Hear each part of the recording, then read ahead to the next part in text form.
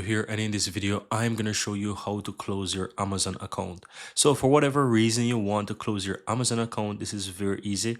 The first step is to log into your Amazon account, and then on the upper right hand side click on the account and list. You'll have a drop down, but just click there and it's going to expand a whole lot more options for you.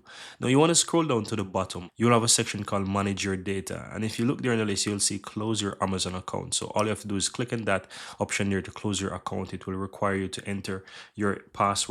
So you just want to go ahead and enter that password that you have created for your Amazon account. It's going to log you in, and you will see you have a section here where it says close your account, right? Your Amazon account. You can scroll down, you will find all that is there, and you just want to scroll all the way down to the bottom, and here you'll choose a reason why you want to close. So you can select a reason if you have another account, whatever the reasons are.